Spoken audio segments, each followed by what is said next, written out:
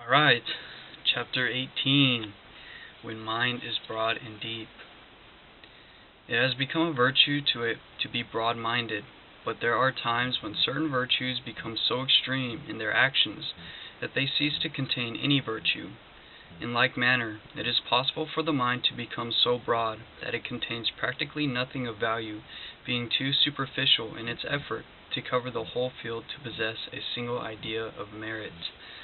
To be progressive in thought is another admirable trait in the eyes of the modern world, but there are not a few of our advanced thinkers who advance so rapidly, according to their own conception of advancement, that their own minds are literally left behind. That is, they become so absorbed in the act of moving forward that no attention is given to the power that alone that can produce advancement. In consequence, their remarkable progress is in the imagination only. Here it is well to remember that all is not thought that comes from the mind or that is produced in the mind. For the mere fact that we are thinking does not prove that we are creating thought. A large percentage of the products of the average mind is but heaps of intellectual debris, accumulated in one place today and moved to another place in the mind tomorrow. In brief, too much of our modern thinking is simply a moving of useless mental material from one side of consciousness to another. However, in promoting the right use of the mind, this practice is something that must be avoided absolutely, for the mind cannot work to advantage under such conditions. It sounds like he's saying right there that people who don't put progression into their thought, people who don't put their thought into action, that are not externalizing what they have inside of them, all the progression that they make is only within themselves, and it's not allowing it to be reflected to them in the outside environment. That is why you must have the courage and the faith to move forward in what it is you have inside of you and to make that a reality, because there is a difference. There is the external world and then there is the spiritual world. We live in both the spiritual world and the material world right here and now, just because they're the two halves of the complete whole that constitute life itself in general. And if you have all these things inside of you that you're not putting into practice and you're not externalizing it, all the progress you're making is only happening within, but it is not happening on the outside until you take the initiative to make it happen. Thought that really is thought is the product of design and purpose, and is invariably the result of systematic efforts to work out principles. Accordingly, such thought contains the power to serve certain definite objects in view. We should therefore realize that the object is not to see how much we can hold in the mind, but how much we can actually possess or use. Therefore, if we learn to live, think, and act correctly under all sorts of circumstances, we must learn to employ the X-ray of the mind, that is, the light of the mind that we are conscious of when living in the upper story of the mind. And it is when we are in that light that we can see through all things, but how much we can take care of inside of every belief, every system, every idea, and every experience. This is genuine broad-mindedness. In considering this subject, we must remember that what we accept becomes a part of ourselves. Therefore, it is a most serious mistake to take into the mind everything that may come along. The fact is, we cannot possibly exercise too much care in selecting our ideas, although we must not go to the other extreme and become so particular that we remain dissatisfied with everything. There is a happy medium in this connection that everyone can establish by training the mind to penetrate everything for the purpose of understanding the principles that underlie everything. It has been well stated that we gradually grow into the likeness of that which we admire the most and think of the most, and it is true that we nearly always have special admiration for that which we constantly defend, whether we have fully accepted the same as true or not. The mind that is willing to accept almost anything for the sake of being broad will also be ready to defend almost anything to justify that position.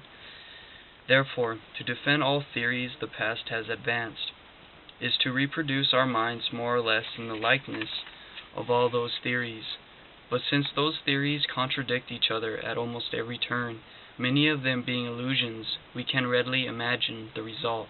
In fact, the mind will, under such circumstances, be divided against itself and will be incapable of doing its work according to principle and law, and the house that is divided against itself will not stand. A confused mind is the greatest obstacle to real progress, and the attempt to take in every new idea is true because it is new, and will invariably confuse the mind.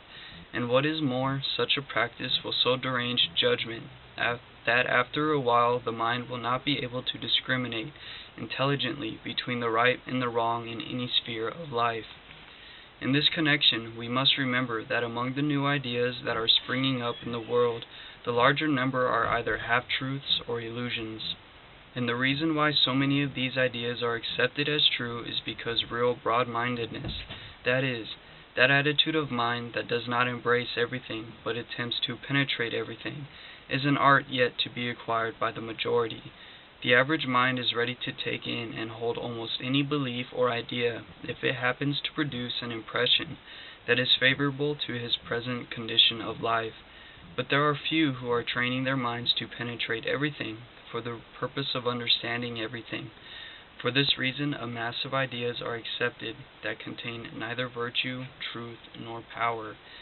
The attitude of tolerance is closely connected with broad-mindedness, and is usually considered an exceptional virtue. But again, we are liable to be misled because there are two kinds of tolerance. The one holds a passive charity for everything, without trying to find out the truth about anything, while the other enters into friendly relations with all things in order that a good and true that may exist in those things can be found.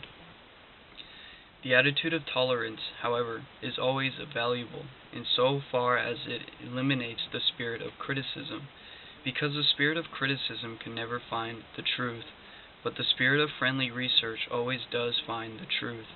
For this reason, the penetrating mind must be kind, gentle, and sympathetic.